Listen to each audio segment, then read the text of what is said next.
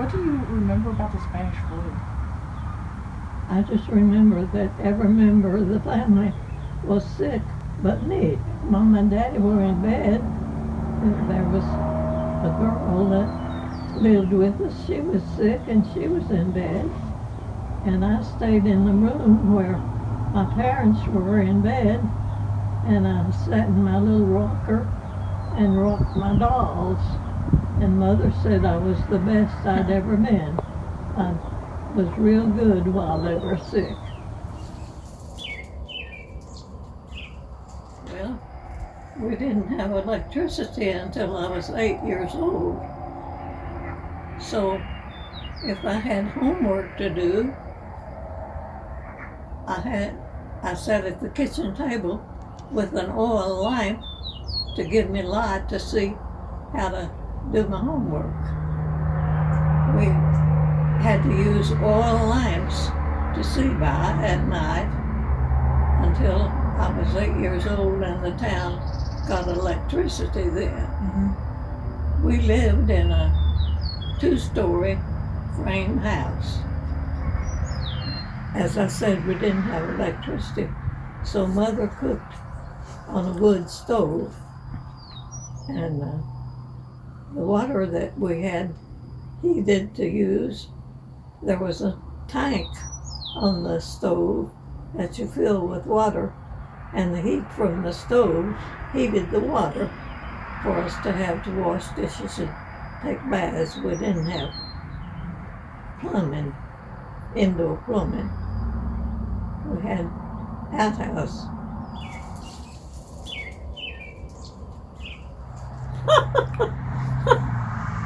You really want to know? Yes. Sears Roebuck catalog. Are you going to put that in? That's unreal. And the newspaper.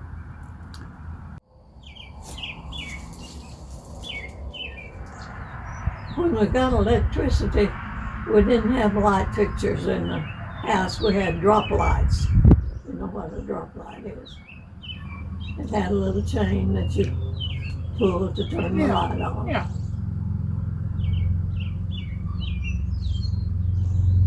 And our homes were heated with coal heaters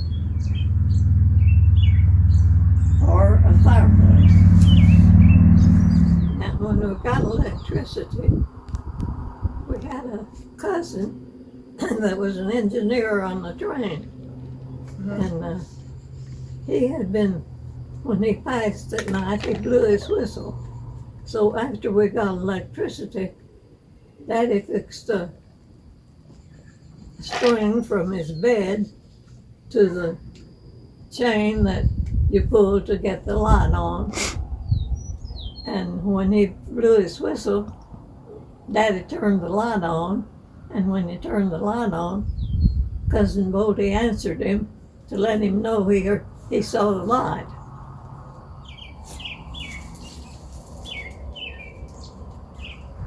I remember seeing them on the train. We lived near enough the railroad that you could see the soldiers on them. They had the windows open in the summer because there was no air conditioning then.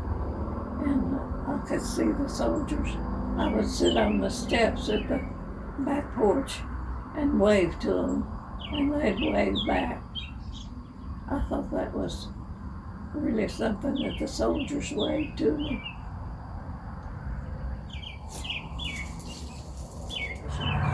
If you wanted to go to Knoxville, you went by train.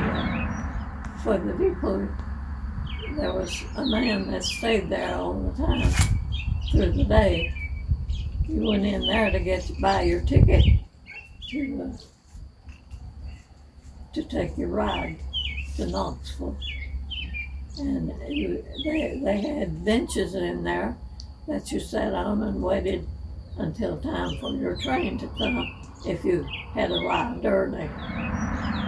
There was 2 passenger trains. 2 went west, 2 that went east each day. The depot was a busy piece of, lots went on there. The mail came by train. There was a car on the train called the baggage car, and the packages were in the baggage car, and any that were for Newmarket, there was a little wagon they had there, and a man that was responsible for getting the packages from the train to the depot, and then the small packages went to the post office for the carriers to deliver. So you could go to Knoxville, but leave at 9:30 in the morning, get a train in Knoxville at 3:30, and be back in Newmarket about 4:30 or 5. So until we got a car, that's the way we went to Knoxville.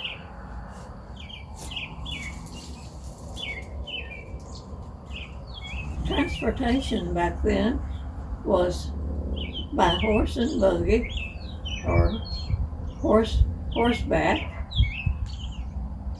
or walking, or sometimes wagons. I think I was 8 or 9 before we had a car. Other people had cars before we did. And my daddy was a substitute mail carrier, so he carried the mail by horse and buggy until we got a car. All the mail carriers were using the horse and buggy, and then they went to the car.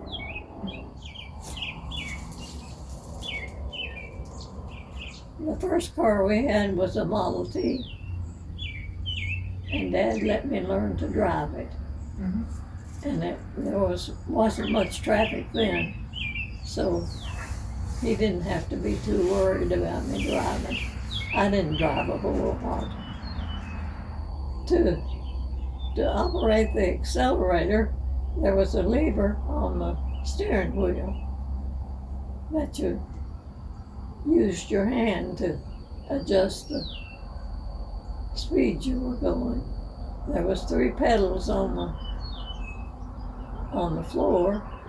The left one you pushed in, then you let it out, and that made the car move. The middle pedal was reverse, and the right one was the brake. The next car we bought Dad bought was a Model A, and it had the stick shift. It made a lot of difference in driving. The first one that we had, Model T, you had to crank it, and that was dangerous. Sometimes people got their arm broken doing that, so Dad had it fixed so he didn't have to crank it anymore.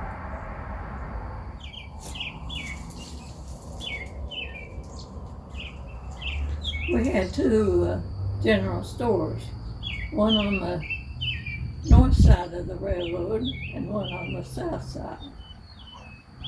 And the one on the south side, you could buy anything that you needed at that time in that store. You could buy clothing for any member of the family. Mm-hmm. And the clothing was on the street level. Upstairs in that store, on one side was furniture, and on the other side was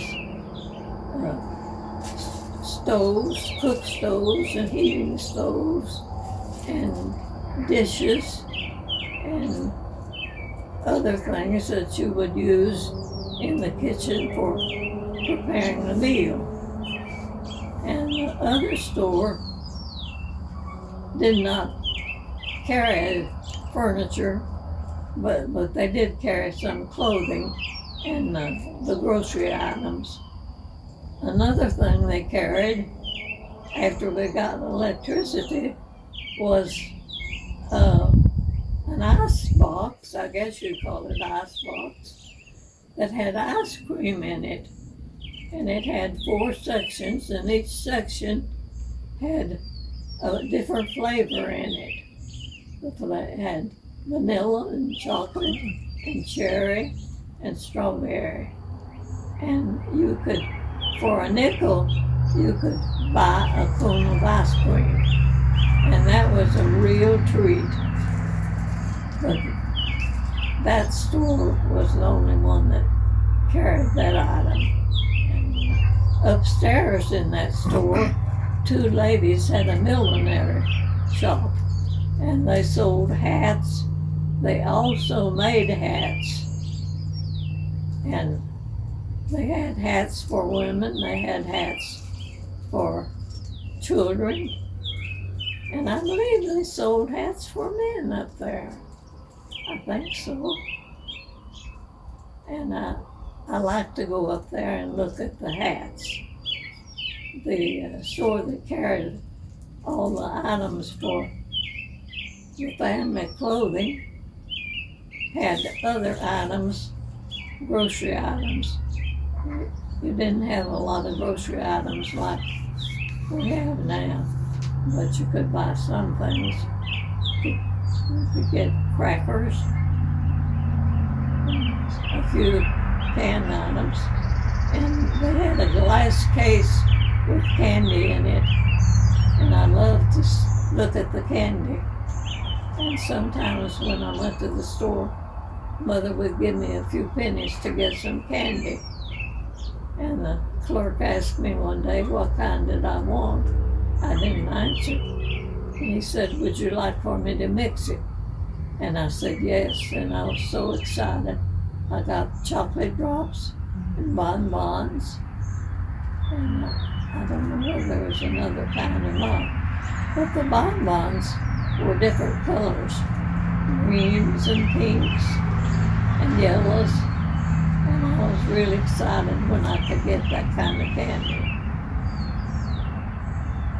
We lived just outside of town, and we had enough land that Dad kept 2 or 3 cows, so we had our dairy products, our own dairy products. Then we kept chickens, so we'd have eggs and chicken to eat. And any eggs that we didn't use all the eggs, so you could take the eggs to the store, and the store would buy the eggs, and then you would pay for whatever you were getting with whatever amount of eggs brought. The store had a price for the eggs per dozen. So that's how I got my candy. Mother had a list for me to bring that she needed, and she said if there's anything left over, you can have candy.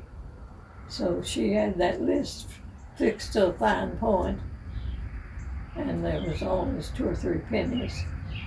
But 2 or 3 pennies of candy then was like $1's worth now.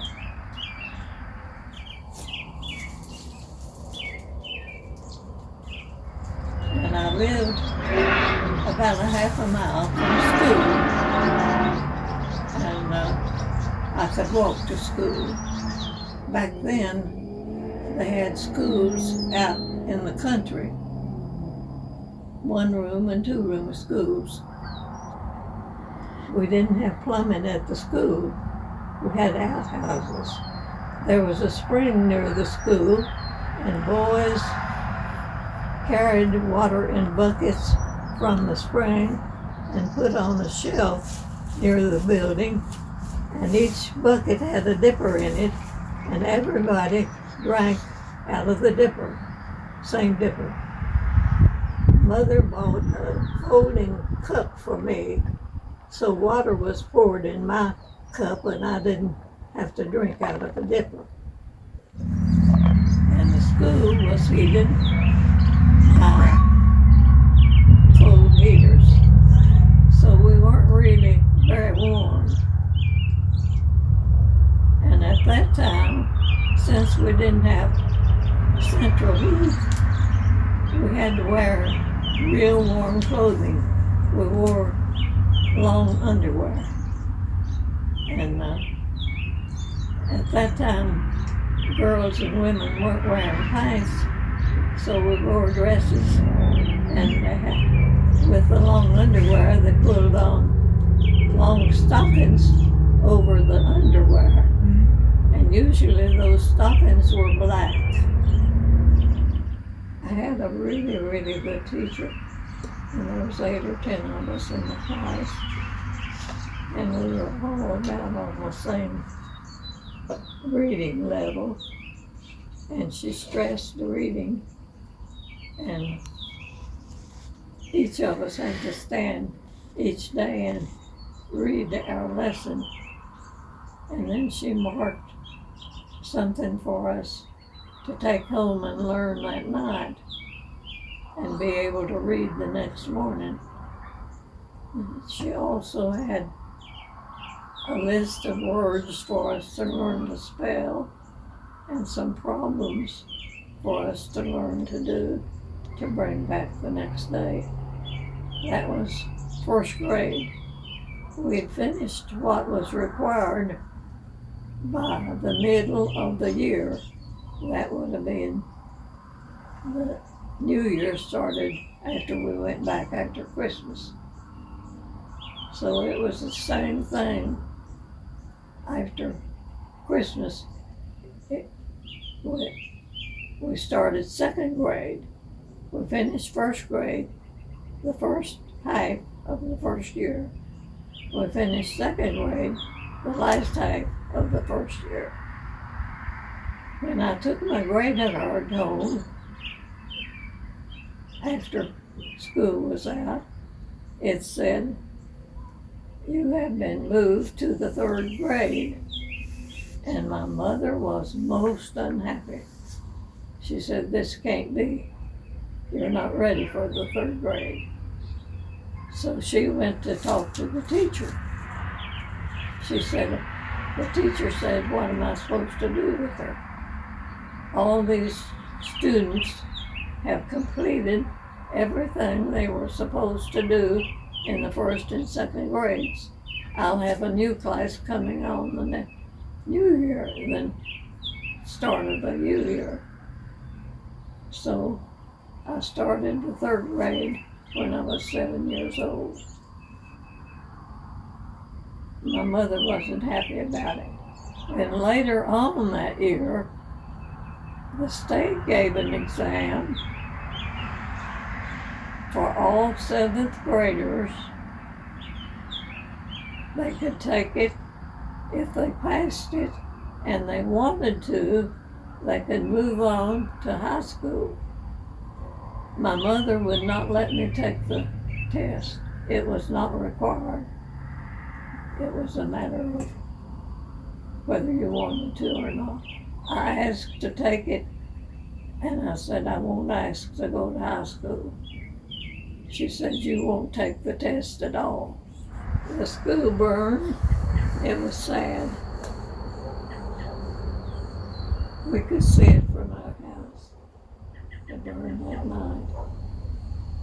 A new brick building was built, but no cafeteria and no gymnasium. Just this nice new building, which we were real proud of. We had plumbing inside, and we had a coal furnace that furnished heat for the whole building. We had a large auditorium.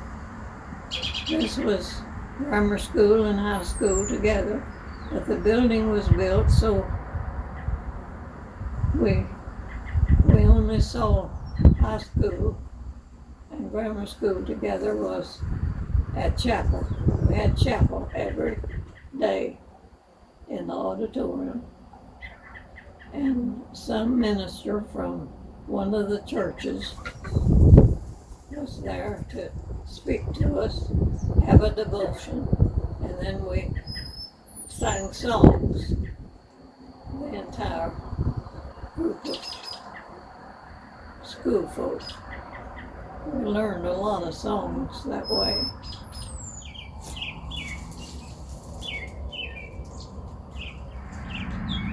We went to church. Mother and Daddy went to church right after we moved to New Market, Presbyterian Church. Had Miss Lucy Caldwell was my Sunday school teacher. She was my teacher for several years.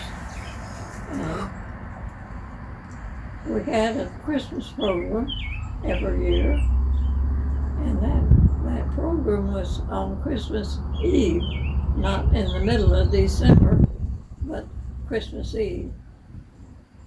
There was always a pageant.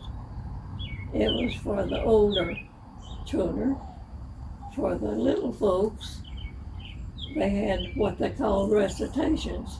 Each child memorized a little speech or recitation, whichever you want to call it.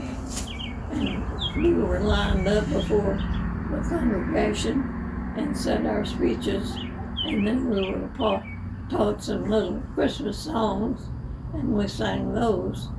Then we were seated on the front seat and sat there, supposed to be real quiet while the pageant was performed. Then after that, the church always had a great big Christmas tree. And it didn't have lots of decorations, but some. And back then we didn't draw names for presents.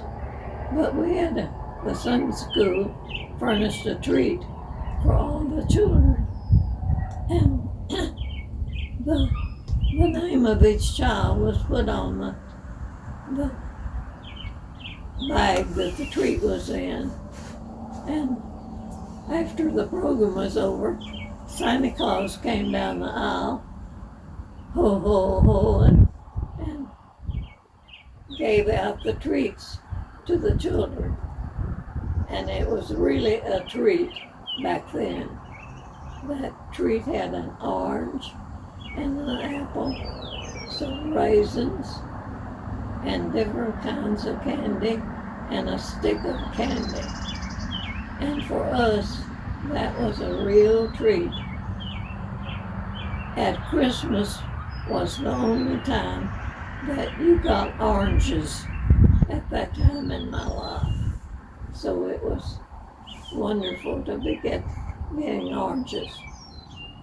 An apple wasn't much of a treat for me because we had an apple tree that produced really good apples. Daddy packed them in a barrel and put them in the cellar. So we had our own apples all winter.